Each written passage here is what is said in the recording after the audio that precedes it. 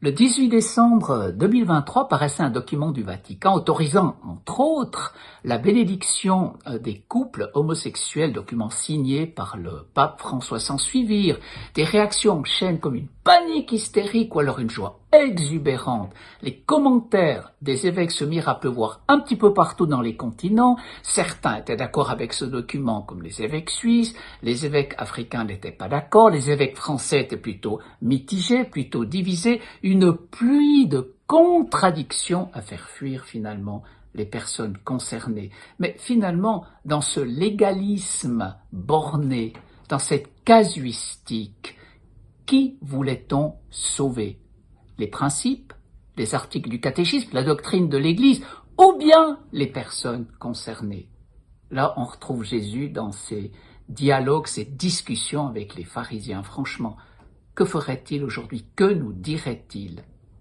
Et les questions allèrent bon train. Comment faire ces bénédictions? Dans quelles limites? Faut-il bénir les personnes séparément? Faut-il bénir les couples? Ou alors surtout ne rien faire du tout? Certes, moi je peux comprendre le désarroi de bien des fidèles catholiques à qui on a toujours dit qu'homosexualité rimait avec péché. Mais est-ce vraiment vrai? En fait, que sait-on de ces personnes au-delà des caricatures et de la doctrine de l'Église? Ne sont-elles pas des personnes comme vous et moi, en quête de vérité, en quête d'amour, en quête de sens, en quête de Dieu? C'est pourquoi dans cet ouvrage, je veux leur donner la parole, les écouter, car je chemine avec elles sur leur propre terrain pour les aider à être heureuses, pour les aider à trouver Dieu et leur propre chemin de bonheur. Et il arrive aussi qu'après un discernement pastoral, je leur offre les bénédictions de Dieu, dans la mesure où il y a un réel désir de bâtir une vraie relation d'amour, une relation bâtie sur l'amour vrai qui va dans la durée. Car bénir, c'est confirmer à tous qu'ils sont aimés de Dieu. Nous ne sommes pas les propriétaires des bienfaits de Dieu.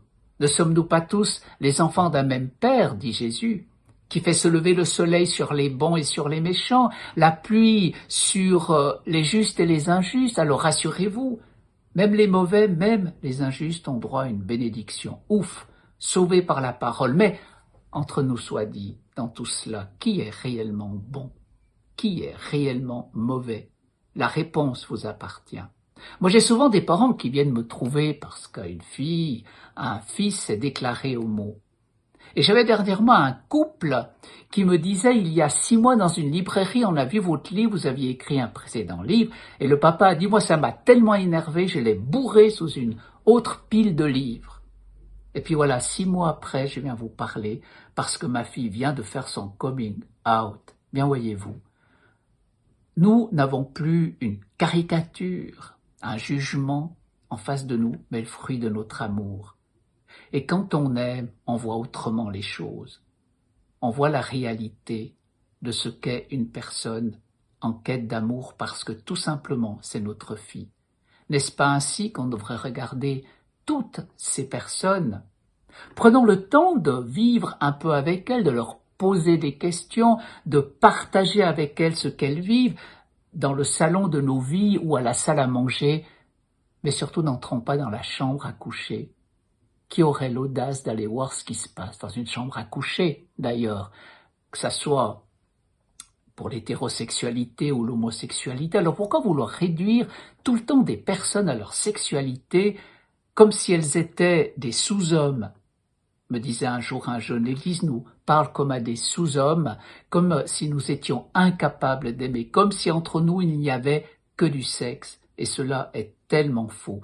C'est pourquoi ce livre se veut provocateur, percutant, il veut susciter le débat dans l'Église.